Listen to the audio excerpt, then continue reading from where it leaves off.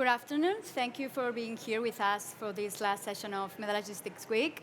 My name is Dania Saliba Rodriguez, and I will be your moderator in this session in representation of ASCAME. Today we're going to talk about something that is crucial for the present and the future of logistics, and that's special economic zones.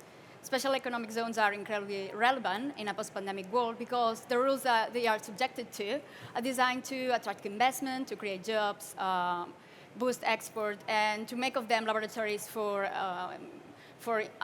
a wide variety of industries, in such a way fostering innovation and digitalization. So today, what we're going to explore is how special economic zones are a rapid platform for economic development and for business cooperation in the Mediterranean. And to do so, we have an amazing panel of experts with us. We have Joan Torrents, Bashar Al-Kamaiti, Sebastian Reil, Mr. Jorge Diaz, sorry, and Martin Gustavo Ibarra is waiting for us online. So people are not here to hear me, here for you. So we're going to start with Juan Torrents. He's president of FEMOZA. Whenever you want. Okay, thank you. Thank you. And I thank the organization to be in this panel. It's an honor for us. So, because we are in Barcelona, let me talk in my own language. Of course. And I think it's a simultaneous translation. So, bien.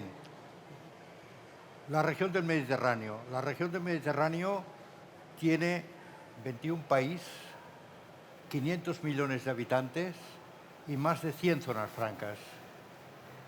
Son los tres elementos que necesitamos para que se pueda desarrollar la industria, pero básicamente se pueda incrementar el comercio, se puede facilitar el comercio intrarregional.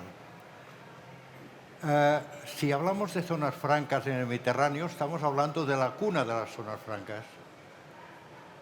Hace más de 2.300 años, bueno, yo tengo algún problema con algunos amigos que si es Delfos, si es Tire o es otra ciudad, pero hace 2.300 años ya habían tres zonas francas en el Mediterráneo que generaban riqueza a las ciudades. Entonces, lo más importante es qué generan las zonas francas. Las zonas francas generan economía de escala a los inversores, generan la creación de puestos de trabajo, generan que hay una transferencia de tecnología entre las empresas que invierten en las zonas francas y las empresas digamos, domésticas del propio país. ¿Y esto por qué ocurre esto? Ocurre porque ofrecen infraestructuras, ofrecen servicios, ofrecen facilidades y también ofrecen incentivos fiscales, aunque hoy día los incentivos fiscales no sean los que se consideran más importantes para que la gente se decida a ir a una zona franca u otra. En el Mediterráneo tenemos, por ejemplo, países como Marruecos, en donde en Marruecos hay más de 4.000 empresas españolas y francesas que han invertido en Marruecos.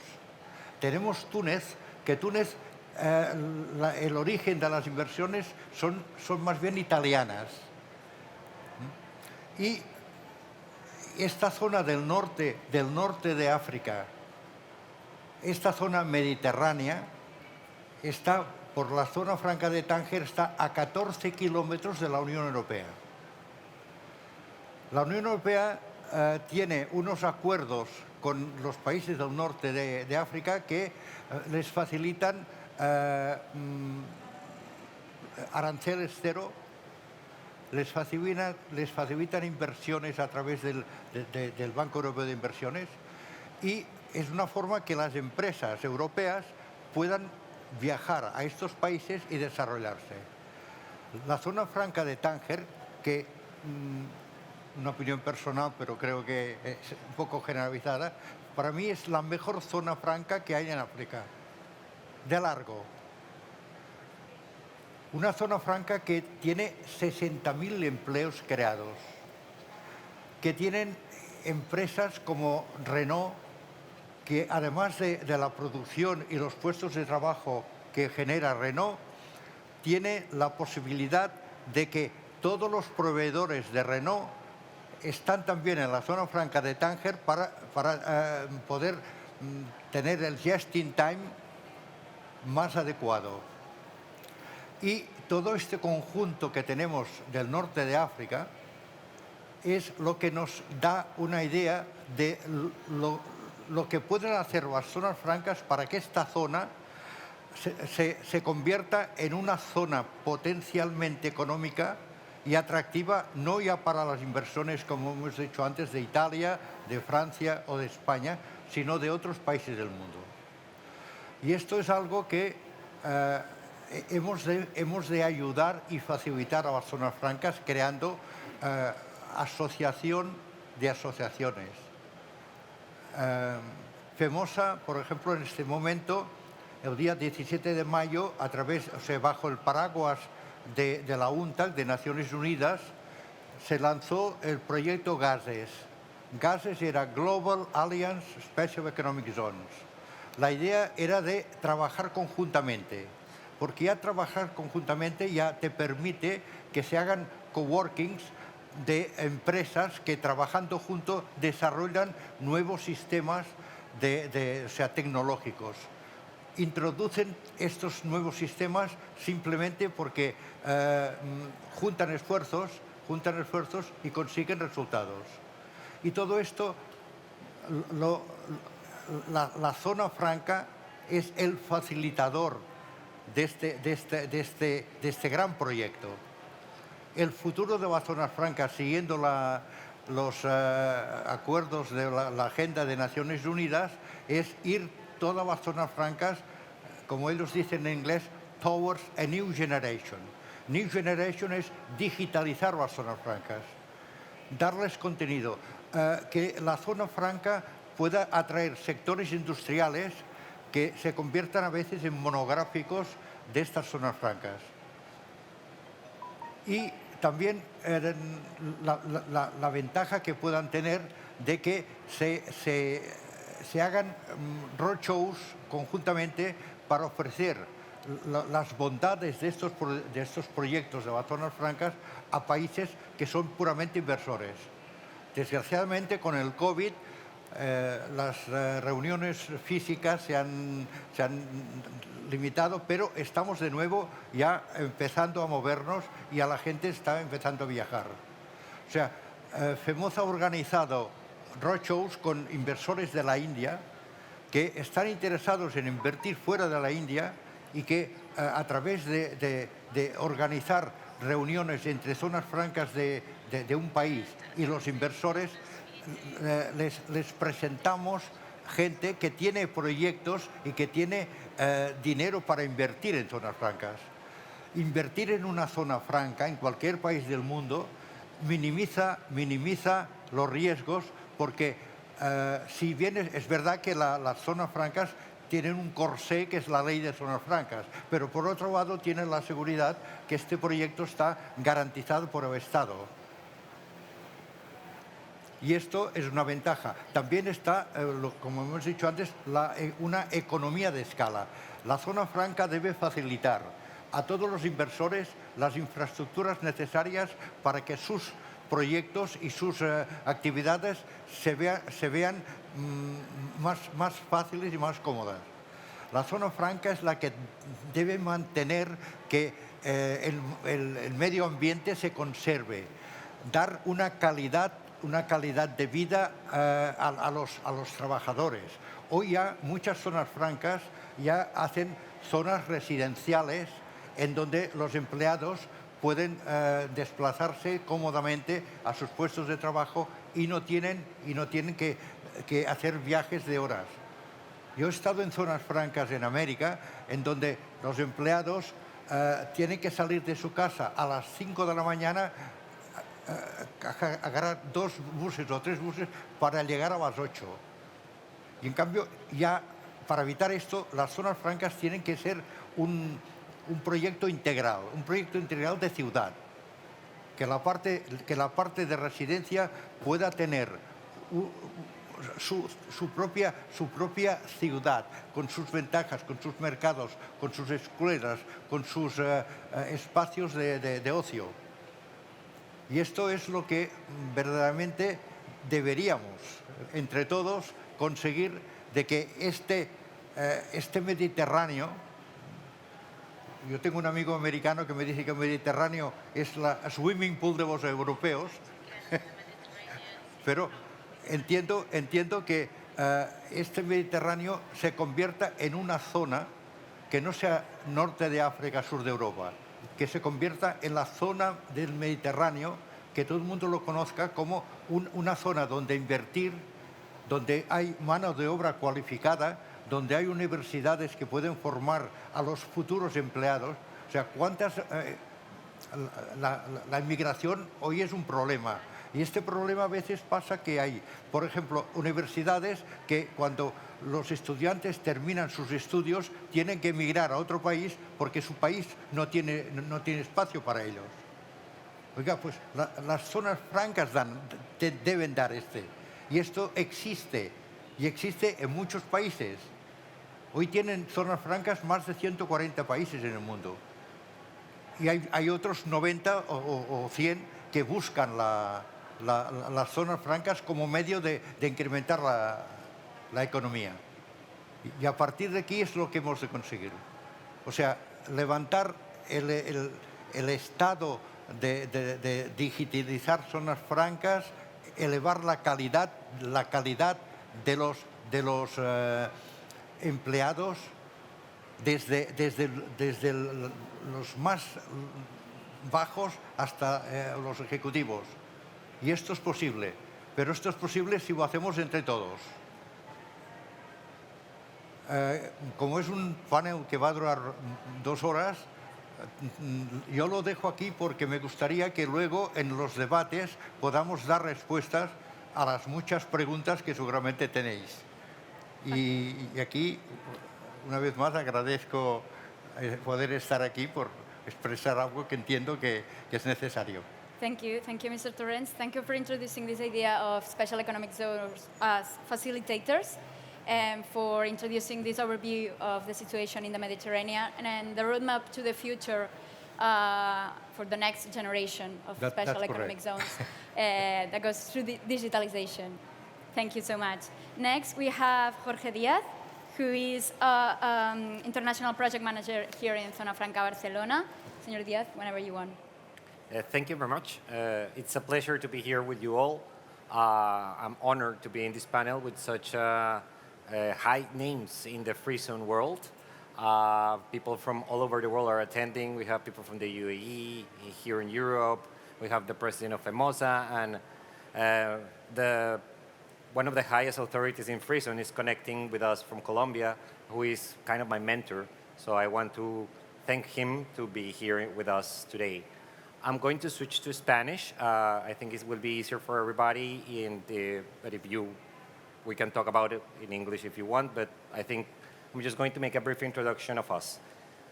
Bueno, la Zona Franca Barcelona, que es una de las zonas francas de más antigüedad en el mundo. Nosotros venimos desde 1916, lo cual creo que es un hito en la historia. Y la Zona Franca siempre se ha caracterizado en Europa, nuestra Zona Franca, por ser un elemento no solamente de atracción, inversión y desarrollo, lo cual creo que la mayoría de las zonas francas en el mundo hacen, sino además de eso es una herramienta de tender puentes con otros países. Las zonas francas tienen que ser vistas, y la hemos visto así en Barcelona, como un instrumento de la globalización antes de que hubiera la misma globalización.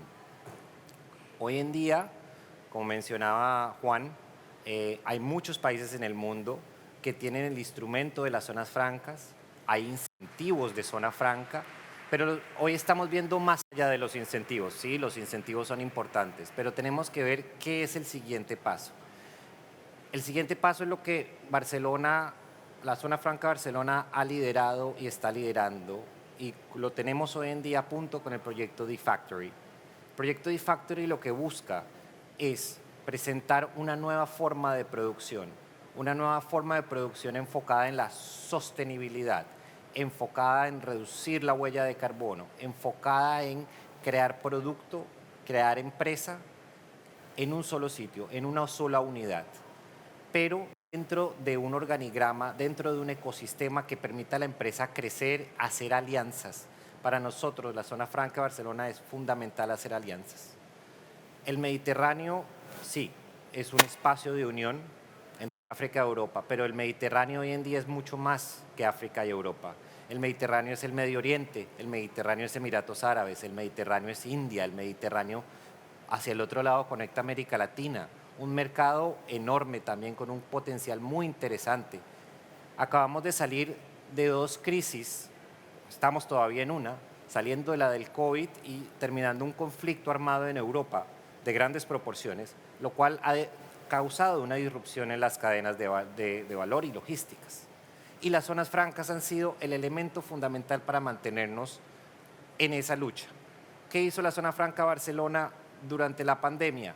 Creamos un respirador artificial en nuestras impresoras de 3D. ¿Qué hizo la zona franca Barcelona en la pandemia? Dio una solución.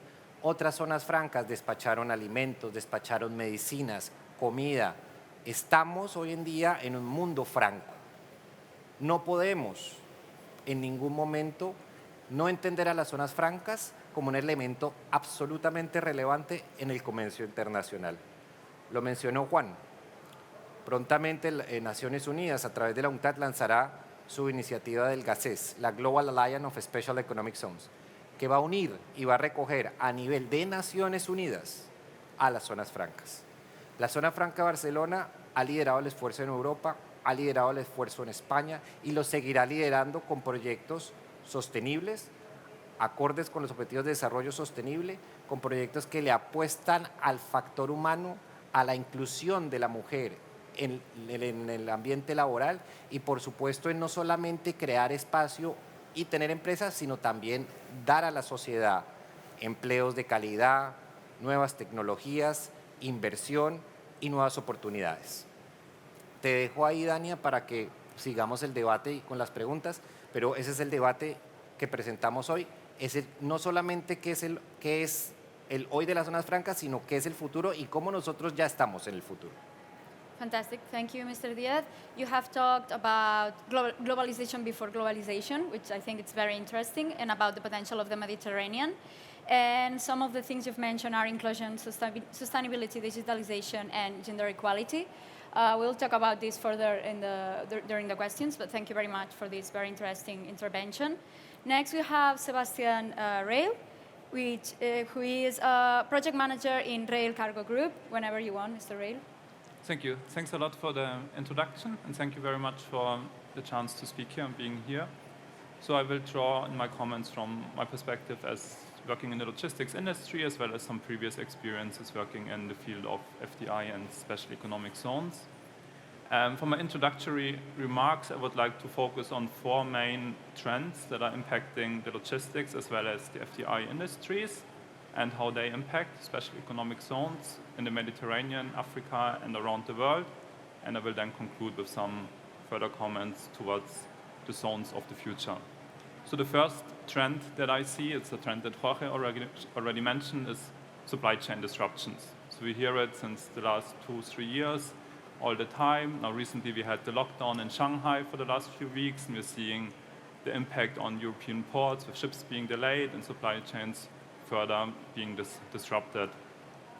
Here I would like to take a short historic look back and think, when did special economic zones really start to become a major force? And it was like around the 70s with export processing zones, when logistics costs globally reduced a lot. Logistics containerized, became more modern, and faraway countries were able to export, to conquer global markets. And here special economic zones, oftentimes centered around ports and developing economies, played a major role, and it was really a big boom for special economic zones. Now if you look at logistics prices going up a lot again, so container freight rates multiplied the last few years. Of course, it's impacting zones. It's impacting the competitiveness of exporters in zones in faraway countries. But I think it's important to keep in mind it's not impacting all zones the same way. So some zones have better logistics infrastructure and are less affected by the supply chain disruptions, and they will relatively benefit to zones who have had more difficult logistics to begin with. And for example, Juan mentioned an example, the free zone in Tanger Med. It's connected to the port there. It's one of the most modern ports in Africa as well as the Mediterranean. So of course, that's a great asset that you have in these times of difficult supply chains. From the FDI perspective, companies, of course, look into this and they are reconsidering their footprints. So if they cannot just in time procure parts from Asia anymore, they might need to open new facilities. They might need to reshore, they might need to nearshore in order to be hedged against these supply chain risks. So there, of course, are opportunities for free zones, for example, in North Africa for supplying Europe, as they are much closer located than producers in Asia. But I'm always treat this with a grain of salt because we've heard the great promise of reshoring and nearshoring many times, and so far it never fully materialized. So I'd always be a bit careful here, but there might be potential. So the second trend I want to talk about is the trend of sustainability. And I see sustainability as a consumer-driven trend, so not so much a policy-driven, regulation-driven trend, but really consumers, mostly in the rich countries in Western Europe and North America, are becoming more sustainability conscious, and companies are producing products with the need of being sustainable and also looking further down the supply chains, wanting to be more sustainable. So there's a lot of money around and investments going into sustainable production chains. And also you see many special economic zones really investing in sustainability. So just two examples that I know quite well. One is Deep Sea in Vietnam. They've done a lot of initiatives from recycling, from using recycled plastic for the roads, putting PV panels on the roofs of the factories, getting accreditations for sustainability standards. Also happening in Africa, for example, Arise IIP, large special economic zone operator all across Western Africa, has many of the zones fully carbon neutrally certified. So there's a lot happening, but I still see one big challenge, and that's the value-based pricing, you could say. So there's value in being sustainable, but still the question remains who will pay for it. In the B2C segment, that's quite clear because consumers really want it, but the further you go up the supply chain, it becomes less tangible for the consumer, and companies, they like if the zone is sustainable, but are they really willing to pay more for it? They might still look at the costs. So here, zones need to do more to promote this value more and to be able to transfer this value into higher prices, in my opinion. Third trend I see is increasing competition.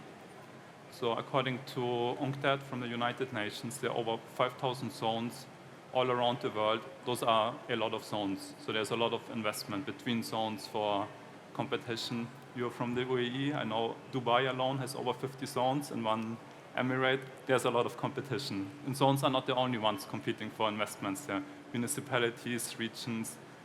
But still, a lot of zones are following a similar model, following export processing zone model, applying fiscal incentives. So we still see too much of the same, which is leading to zero-sum competition. And really here I see the way out is differentiation.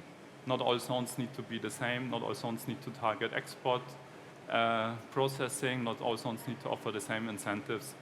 And this, I think, will be a main trend for the future, also simply from the fact that a lot of these over 5,000 zones are not performing well, and they need to be turned around, and they will be turned around by differentiating themselves, by providing a different offering than the majority of zones around the world. And the last trend I want to talk about is the switch to remote work and virtual companies. So around 2 years ago, when the lockdowns came and everyone started to work from home, we all saw you can work from home. A lot of companies want to keep home office, and it's really impacting the way how companies do location decisions. So I just want to share an anecdote. A few months ago, I spoke with an entrepreneur. He was from Finland, living in Germany, runs a great company. They're producing software for cars, operating systems for cars, have a few hundred employees, all great jobs, software developers. That's a kind of company nearly any zone, nearly any location would like to attract, as it's an industry of the future and provides great jobs. So I I was asking him, so what does a location need to offer that you will invest, you will set up an office? And he told me, oh no, we don't have offices. I was like, okay, wait, but where do you work from? Yeah, I just happen to live here, work from home. All my hundreds of employees, every single one of them works from home. We don't have a single office. And it's working for them. For me, it was the first time I encountered a fully remote company, but they're starting to be around. And this will really change. How will you do investment attraction if they don't have a physical premise, if they just have people all around and they cooperate virtually? I think this is a key challenge you all need to think about. And I'd just like to share two examples of how some zones are trying to tackle this. So there's a rather new special economic zone in Honduras called Prospera, which has been copying the e-residential model of Estonia. So people can become an e-resident of the special economic zone. So they will not physically be located there, but the company will be incorporated there. They have access to all other type of public services there, but don't need to be there. And the zone is taking a fee for this. So this is one way how they are trying to approach this topic. A similar one is a new type of special economic zone in an Indian reservation in the southeastern US. And they have fairly small land because this reservation is fairly small. So from the start on, they try to really not attract too many physical tenants and become more of an incorporation destination. Will not provide a lot of jobs, but can create revenue nonetheless if your business location, your regulatory framework is favorable. So after talking about those four trends, supply chain disruption, sustainability, increasing competition, and switch to remote work, let me talk about how I see the zones of the future. First of all, they will need to address all of these points, and I provided some suggestions already on how to do this. Just two further points. The first one is a point that Juan hinted on before. That's the topic of just trying to attract businesses, just trying to be a great place for companies is not enough anymore. Any zone also needs to think about the workers. You need to attract talent. Because in the end, companies always go where the talent is. It's across all industries, it's a major site selection factor. So really you want to be a great place to work, a great place to live. I think this is becoming very important. And there are different strategies to do it. As one said, you can have residential areas there. You can cooperate with training institutions, universities to supply a talent pipeline. And another second point that zones of the future need to get right, in my view, is thinking about the incentives and regulatory system in a broader way. So quite often it's still just fiscal incentives, tax holidays, and so on. But there's a lot more you can offer to companies. So I'd like to mention an example from the UAE, your neighbor emirate, Dubai. They set up the Dubai International Financial Center to attract financial firms, and they figured out what financial firms really want is doing business under English law, under British common law. So they provided one type of regulatory incentive, so to say, that there will be a separate court that operates under British common law. And this has been fairly successful in Dubai and has been copied by Abu Dhabi, by Qatar, by Kazakhstan so far, and also in Honduras. Last year, one zone adopted an arbitration court based on common law. So this is spreading. It's a type of regulatory incentive that works, that goes beyond subsidies, beyond tax cuts, but beyond providing other regulatory benefits. And when we think about innovation, I think there's a lot of potential that's not used yet, potential on the table for zones to use, making innovation-friendly regulations. So quite often when we talk about new technologies, be it autonomous driving, new medical treatments, new forms of energy, regulators are cautious for good reason, because they want to protect the citizens and they don't want something bad to happen with new untested technologies. But I do think that zones can in some form provide a good test bed for providing regulations that are more permissive to innovation, to new technologies, and really allow companies to conduct innovation they might not be able to do in other parts of the country, and by this way to attract new investments.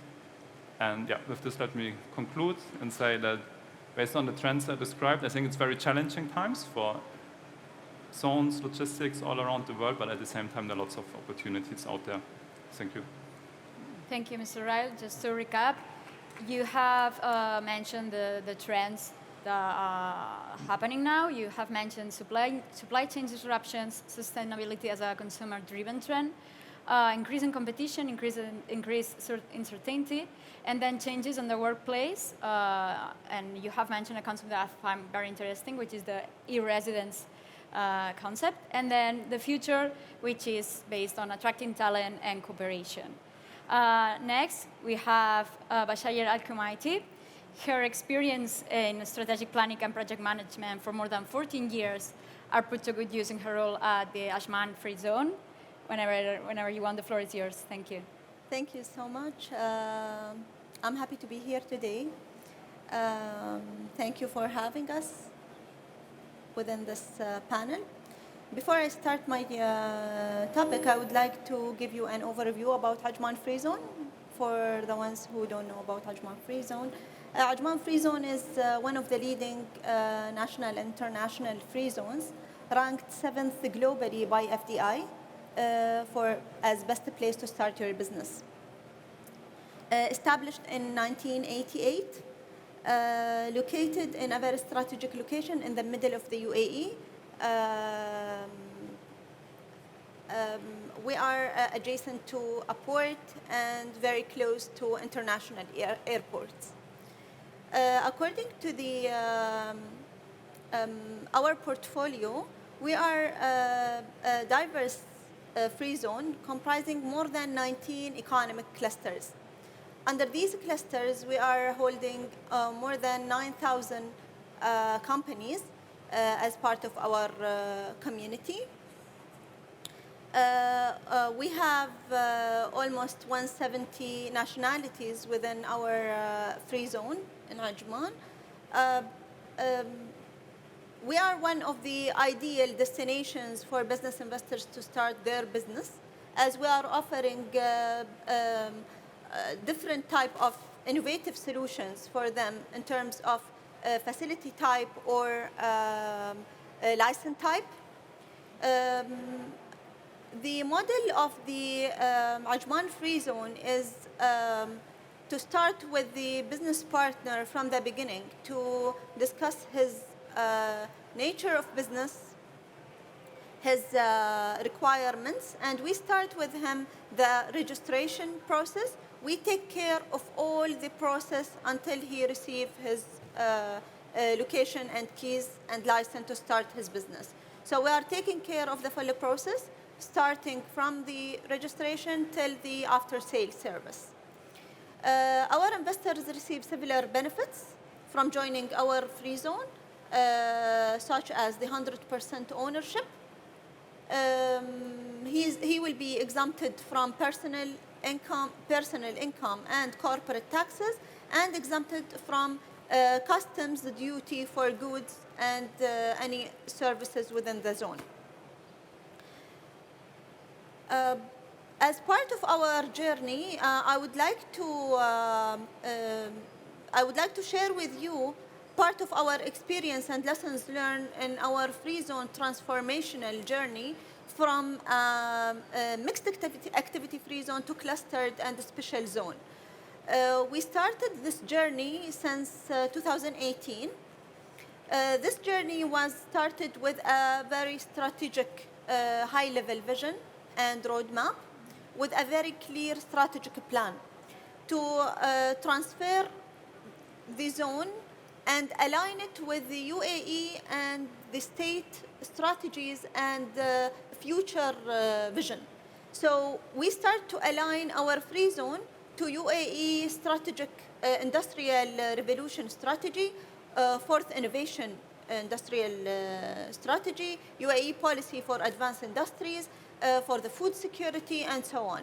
So we started to create our focus to create the priority sectors that we would like to create with a special zone for each and a special cluster for each economy or industry. We start to define the priority sectors according to UAE direction. We are focusing currently on 5 strategic sectors. We started to create the basis for these clusters, which is health, education, advanced technology, food and beverage, and retail. If we will talk about these priority sectors, we started with these priority sector to create the full cluster for each. These clusters needs from us to create the full ecosystem for each. So we identified the 3 main pillars for each cluster to be full-fledged cluster, attractive for investors, and a good place to work and do business. We are focusing on 3 main pillars. The first pillar is the infrastructure, which we are creating the correct and attractive infrastructure for each cluster according to the industry need and the investors' needs as well. The second pillar is the rules and regulations. We are working on creating and firming the correct rules and regulations, as the free zones is the regulator as well. It's not a commercial body as well. We are a regulator to create the rules and regulations related to each industry, which should be easy, attractive, and business friendly. The third pillar is the industry itself, or the anchors, and the supply chain for each industry. So we are working, when we are attracting the business, we are attracting the full ecosystem and the full supply chain for each business. For example, if we are attracting the food and beverage businesses, we are working on attracting the other related businesses to create the full supply chain for them, to create the correct work environment and business environment in our free zone.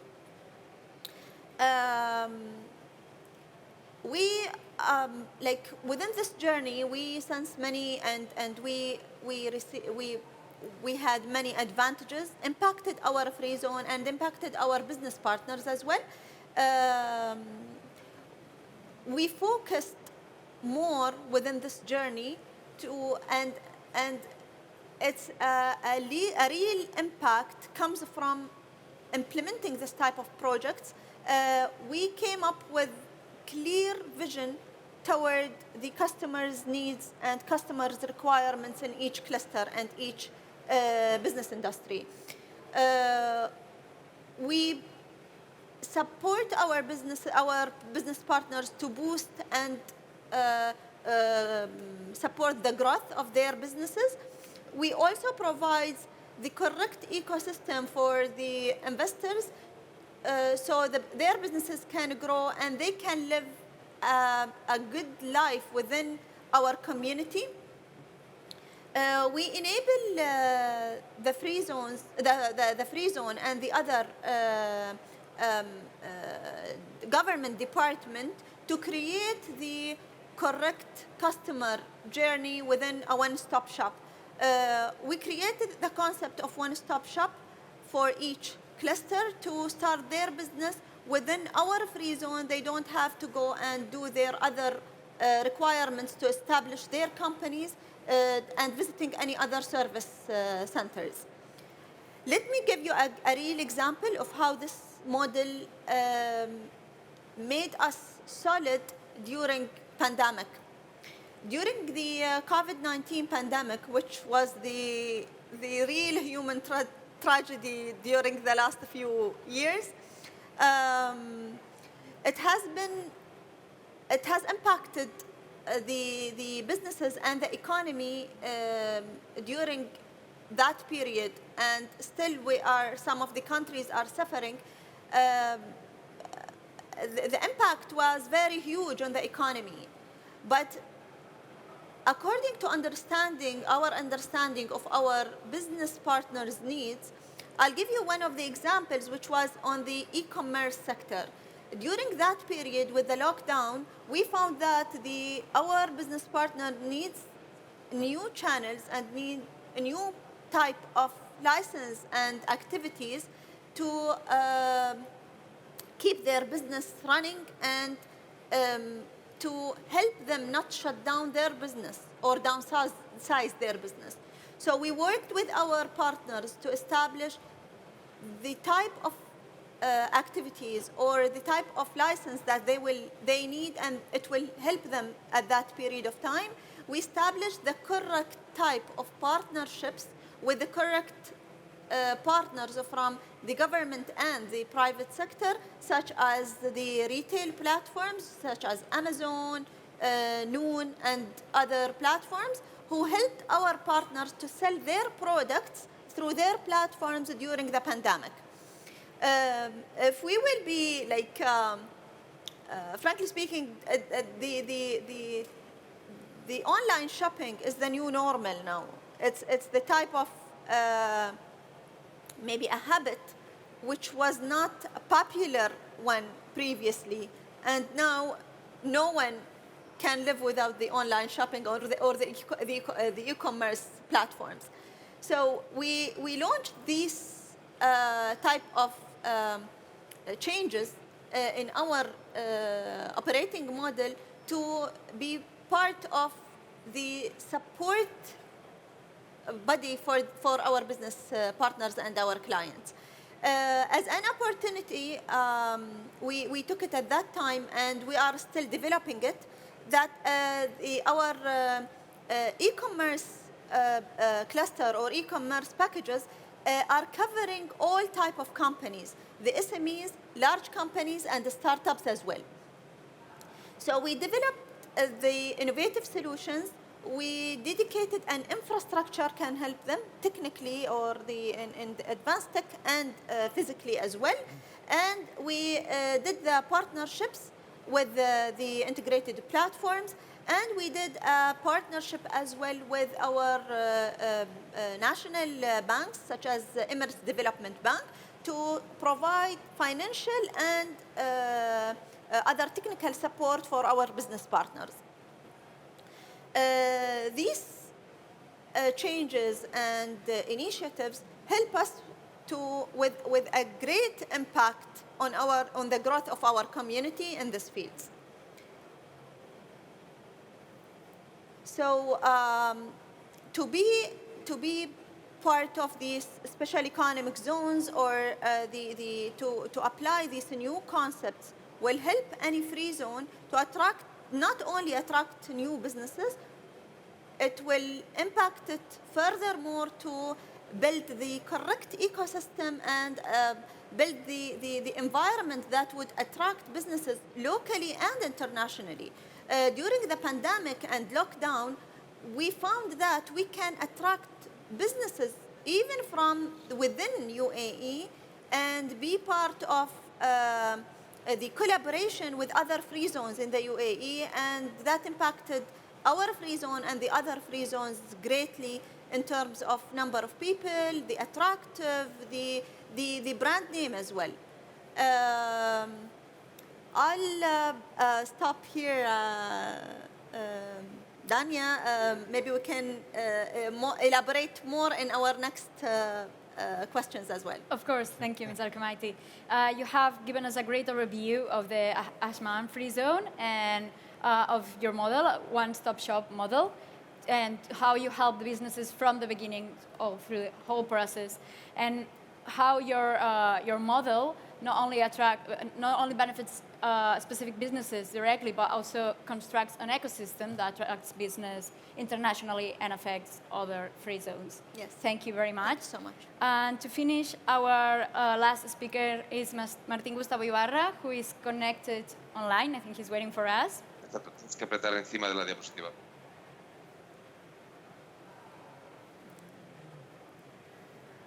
Hello? Hello. Hello, Mr. Ibarra. Yes, can you hear me? Yeah, we can. Hello, Okay, welcome. thank you. Martín Thank Gustavo you, Ibarra Dania. is the president of Araujo Ibarra and Asociados. Welcome, and please, whenever you want, the floor is yours. Thank you, Dania. Pues, muchas gracias, Dania, por la coordinación del panel y un muy caluroso saludo a mis compañeros en este día. Es para mí un gran honor estar en medio de tan prestigiosas autoridades internacionales en materia de zona franca, hablando del reemergimiento de las zonas francas y de las zonas económicas especiales en el Mediterráneo. Y con mi amigo Juan Torrens llevamos 30 años tratando de ponernos de acuerdo sobre cuál fue la primera zona franca del mundo. Él opina que Tiro, hace 3.000 años antes de Cristo, porque era una isla que pues, fue unida por Alejandro Magno con la península, en los cuales los fenicios albergaban las mercancías que comerciaban entre pueblos enemigos, y como eran enemigos, pues no hacían comercio entre sí, entonces le compraban los bienes a un bien enemigo, lo llevaban a la isla y después se lo vendían al otro país enemigo. Pero también yo le digo a Juan que de pronto fue la isla de Delos, y probablemente vamos a ver las imágenes ahorita más adelante, en donde los romanos crearon la primera zona franca del Mediterráneo documentada, en el cual desviaron para pelear contra los amigos de Rodas el desvío del comercio del trigo, esclavos, vinos y olivas que venían del África para el Imperio Romano. Fueron las guerras comerciales las que precisamente hace entre 3.000 y 2.000 años, 2.100 años, crearon las primeras zonas francas del mundo en el Mediterráneo. Siguiente, por favor. Entonces vamos a hablar en los próximos minutos. Aquí precisamente vemos un puntito donde está la isla de Delos, y quizás en los próximos 30 años nos podamos poner de acuerdo con Juan de cuál fue la primera zona franca del mundo, o lo voy a invitar a Mykonos a que nos tomemos un vino que queda exactamente al lado de la isla de Delos. Aquí podemos ver el plano de la primera zona franca documentada en la historia de la humanidad. Siguiente, por favor. Entonces vamos a ver cómo en el Mediterráneo 2,5 millones de kilómetros cuadrados de superficie de mar, el 1% de los océanos del mundo, hay más de 150 zonas francas que integran distintos modelos económicos, distintos niveles de desarrollo, distintas lenguas y 3 continentes. Y no solamente tenemos zonas francas de un solo país, tenemos zonas francas binacionales, en algunas de ellos que la mitad está en un país y la mitad está en otro, o tenemos zonas francas bicontinentales, en que la mitad de la zona franca está en Asia y la mitad de la zona franca está en Europa. Entonces, la parte interesante es ver cómo estas áreas libres de comercio, libres de trámites y abiertas a las oportunidades internacionales, y que tienen más de entre 2.000 y 3.000 años, nos van a ayudar hacia el futuro a la implementación y la integración dentro de un nuevo mundo donde se está reestructurando profundamente el comercio internacional. Veamos entonces algunas de las tendencias de las zonas francas del Mediterráneo hacia el futuro. Adelante, por favor. Vemos que pues, en el momento, después de las zonas francas de los fenicios y de los romanos, han aumentado su número. La UNCTAD recientemente acaba de lanzar el GACES, la Global Alliance for Special Economic Zones, que como veremos más adelante declaró a las zonas francas como el más importante instrumento en el mundo hoy vigente para la recuperación del COVID-19 y para la generación masiva de empleo, porque generan 100 millones de empleos y van a duplicar la generación de empleo en el mundo, y pasó de 50 zonas francas en el 47 cuando se creó el GATT a 500 zonas francas cuando se creó la OMC, y hoy hay más de 7.000 zonas francas en el mundo y 800 zonas francas en proyectos de desarrollo o de construcción. Adelante, por favor. Así las cosas, vemos entonces cuál es el papel de la zona franca dentro de esta reestructuración del comercio internacional. En la siguiente gráfica podemos analizar cómo se está regionalizando el comercio mundial. La Unión Europea hace el 58% de su comercio entre ella misma. El RCEP hace el 48%. El RCEP es un nuevo movimiento entre los 15 países asiáticos mediante cadenas regionales de valor. Y obviamente algo muy parecido va a pasar con el Mediterráneo. Y vamos a ver por qué. En las siguientes gráficas vamos a analizar las tendencias del comercio internacional, lo que está ocurriendo hoy en día. Y tenemos varios factores. El primer factor es la energía. Hoy en día, tomamos un barco y le incluimos 200.000 toneladas de carbón o 2 millones de barriles de petróleo y el barco va de un país a otro llevando energía. Hacia el futuro, cuando no haya energía fósil, la energía no viaja.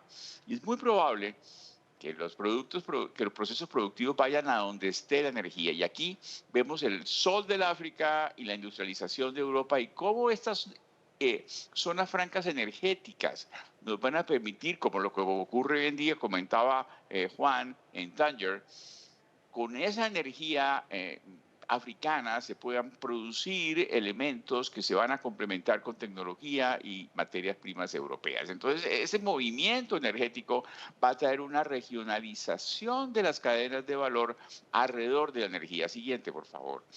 En las gráficas, más adelante vemos también la tendencia al e-commerce, que hoy se ha mencionado, las e-zone, el I de comercio electrónico, en la metamorfosis del bulto al contenedor hacia 1980 y ahora la segunda metamorfosis del contenedor al paquete, que está transformando, revolucionando el comercio internacional. Se calcula que el comercio electrónico transfronterizo va a llegar a ser el 35% del comercio mundial y esto supone cercanía al consumidor.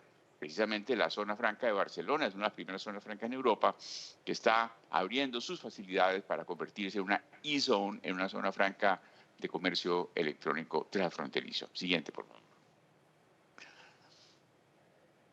Otro elemento que se ha mencionado hoy es el Global Minimum Tax promovido por la OECD.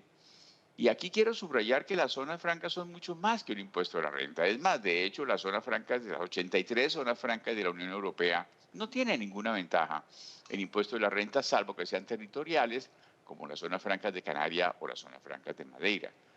La esencia de las zonas francas son ser espacios neutros de comercio internacional para materias primas e insumos y crear un ecosistema de infraestructura que permita el concepto de Made in the World, las cadenas regionales de valor, sin contaminar los insumos y con trámites e impuestos. Y esta extraterritorialidad aduanera no ha sido tocada por la propuesta de OCDE, que únicamente hace referencia a un solo impuesto, el impuesto mínimo global del 15% del impuesto sobre la renta para grandes corporaciones, para grandes multinacionales, de más de 7.000 millones de euros de facturación y más del 15% de utilidad. Siguiente, por favor. Aquí quiero referirme a lo que ya Juan también hablaba, de cómo la UNCTAD declaró a las zonas francas del mundo como el instrumento clave en la recuperación COVID-19. Precisamente en 2 semanas vamos a estar en Jamaica, en la Cumbre Mundial de Zonas Francas, en la primera reunión de GACES, donde se van a reunir la World Free Zone Organization, pero también las asociaciones regionales y mundiales de zonas francas para planear cómo duplicar el impacto económico y cómo duplicar el número de esos 100 millones de empleos en los próximos años para la recuperación del mundo post-COVID con esa nueva estructuración, porque no es que el comercio exterior sea muy distinto, va a regionalizarse, van a haber cadenas regionales de valor y va a ser un comercio mucho más verde, mucho más limpio, mucho más sin emisiones atmosféricas. Ese es otro elemento importante. ¿Cuánto es la huella de CO2 de un producto que viene desde lejanas tierras a Europa?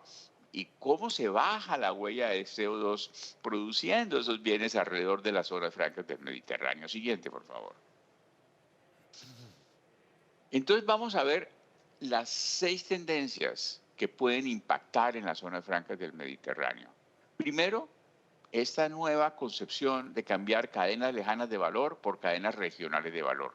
Y allí nació el comercio mundial en el Mediterráneo. En ese momento el Mare Nostrum era el único sitio donde se hacía comercio internacional antes de que fuera descubierta la ruta de la seda. Después, cuando Cristóbal Colón en 1492 y Vasco de Gama en 1499 diseñó a través del Cabo de la Buena Esperanza su ruta a la India y Cristóbal Colón a América, donde llegó la era oceánica, pero antes el comercio mundial durante 3.000 años se concentró únicamente en el Mediterráneo. Segundo, la reindustrialización.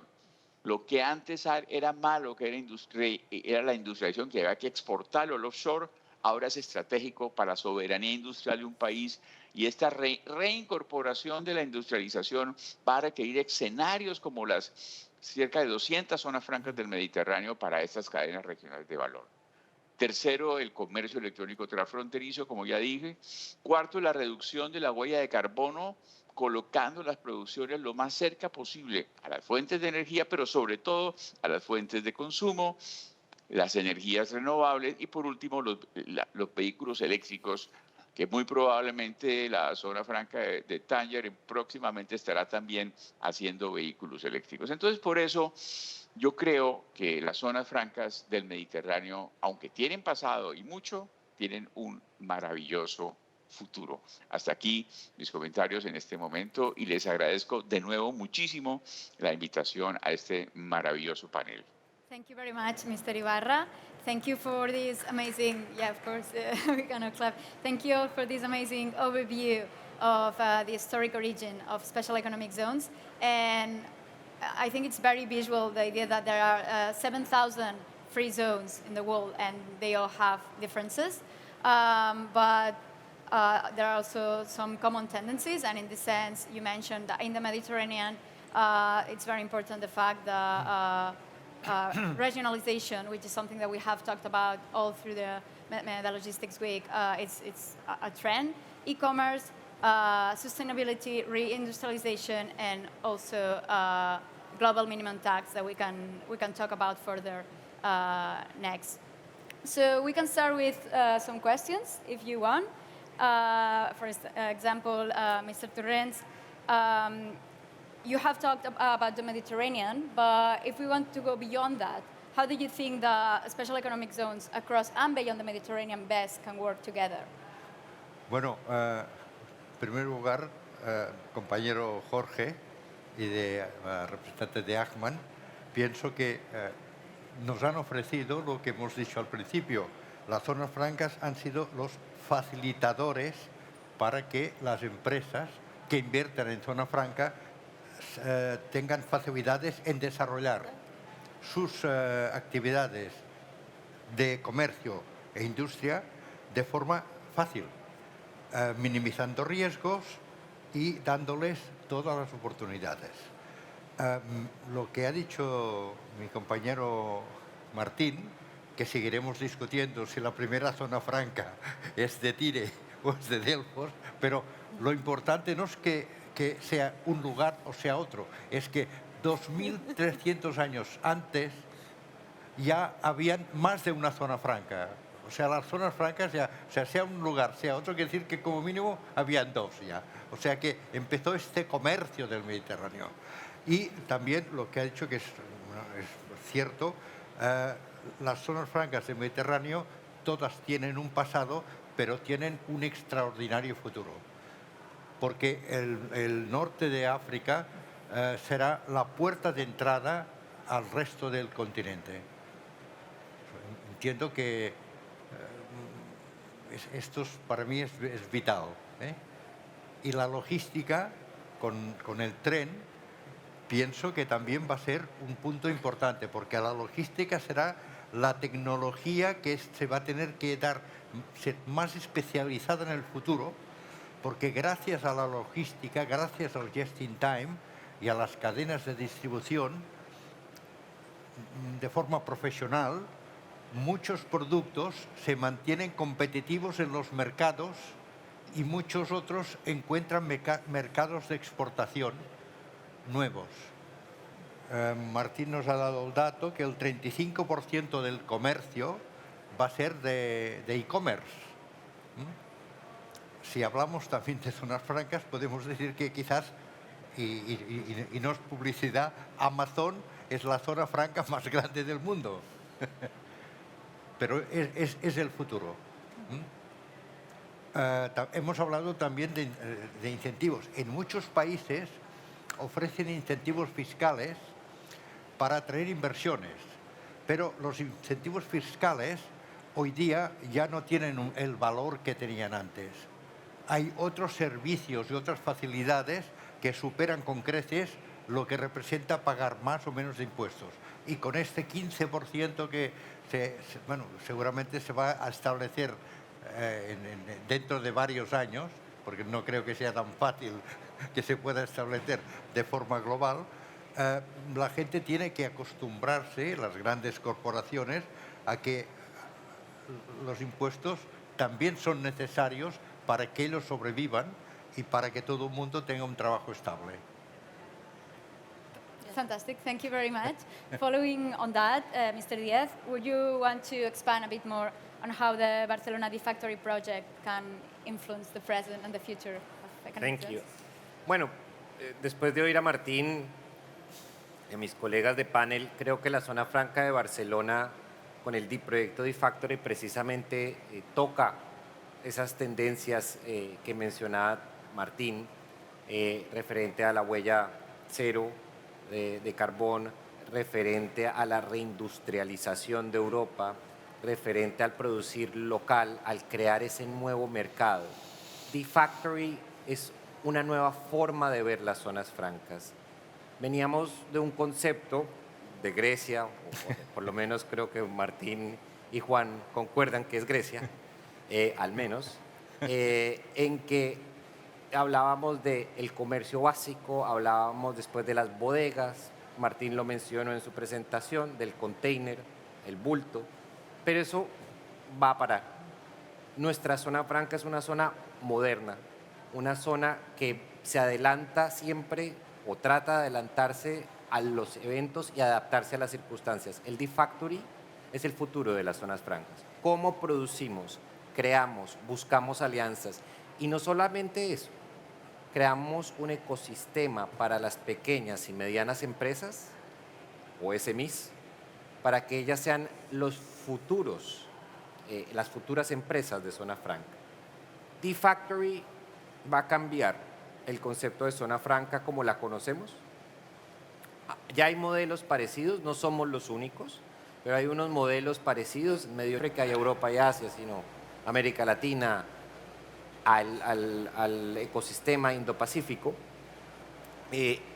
Es una gran oportunidad, de nuevo, de integración, de oportunidad para que vengan empresas, para que vengan nuevas ideas y en conjunto con este ecosistema que ofrecemos, que es abierto, con impresión 3D, con robótica de última tecnología, creen esos nuevos productos y dentro del ecosistema de zonas francas puedan venderlo tanto en el continente europeo, con la facilidad del tren, como lo mencionaban, que es una gran ventaja, como a otras partes del mundo.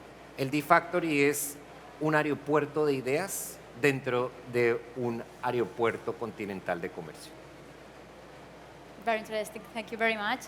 Now, Mr. Rail, you've mentioned cooperation before, and I was wondering which role do you think the China's Belt and Road Initiative will play in the zones in the Mediterranean and Africa? Yes. Yeah, so I think the Belt and Road Initiative is an interesting one. So there are two different aspects I would like to highlight. So the first one is quite many governments, also in the Mediterranean, saw the Chinese Belt and Road Initiative as an opportunity for attracting FDI. And some time ago, I looked at the data of Chinese FDI flows to these economies. And some countries, they officially signed up to the Belt and Road Initiative. So famously in Europe, the Italian government, they signed an MOU with the Chinese government saying we participate in the Belt and Road Initiative, and there were a few other countries also in Europe doing this. And surprisingly, you do not see any correlation between FDI inflows and participation in the Belt and Road. Actually, you do see a reverse relationship. So countries like Italy who signed up to it received very little Chinese FDI, and other countries such as Germany, France, also in Scandinavia, who do not participate in it, received quite a lot of FDI from China. So it seems that Chinese government, Chinese companies make their FDI decisions irrespective of this broader policy scheme. So they really look at the fundamentals where they can do good business. So that seems to be higher than foreign economic policy, so to say. And the countries who sign up to be part of the Belt and Road typically sign up because they were more desperate for FDI, were less attractive, and that's also the reason why then in the end, even though they signed up, they received less FDI. But there's another aspect to it, which I think is a has more potential, and that's the aspect of Chinese operated zones abroad. We do see in Africa a few cases, and I think there's more potential here because they're bringing, or there are a lot of very good zones in China, and they're bringing operational know-how, how to operate them, to places like Ethiopia, like Djibouti, Egypt.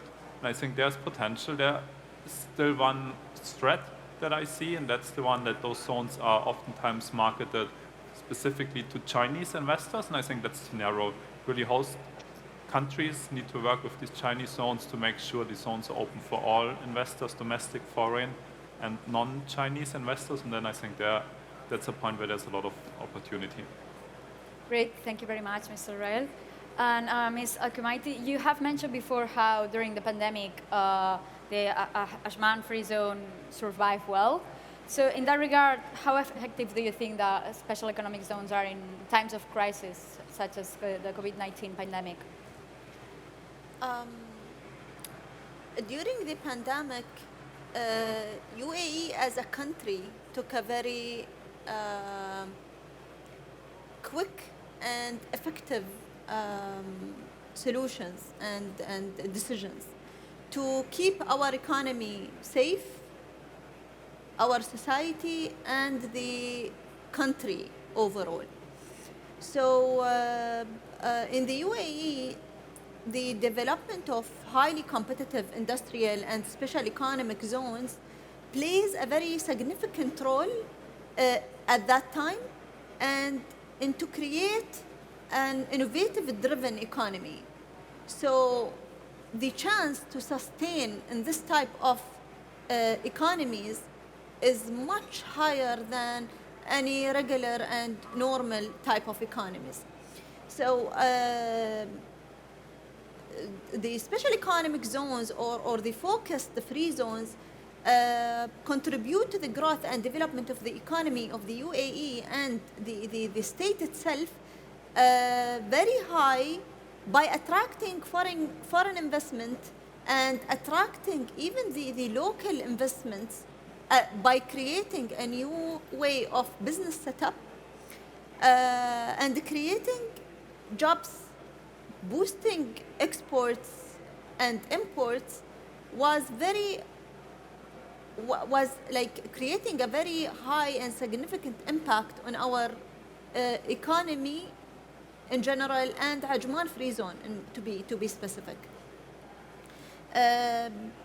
There were several initiatives take place at that time and still continuing, such as 90%, up to 90% a reduction came on the government fees to start your business or to expand or to create a new hubs for distribution or branches in the UAE. We have introduced flexible payment plans and methods. We have initiated the golden visa for the residents in the UAE, especially for the investors and the high-profile residents in the UAE. We initiated in the UAE and especially in Ajman free zone easy and attractive rules and regulations to attract more business and to keep them sustained during the pandemic and during any future crisis might come and face their business.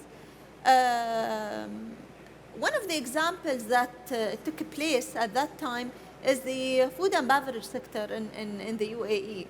It's partially a part of this example is the e-commerce sector development which we made, and the other example, we created a new product which was the short-term warehouses for the people who can't keep their long-term lease and they want to sustain during the pandemic. So we created the short-term warehouses solution for them to keep to store their items, to distribute it across UAE, and to keep their business running during the pandemic.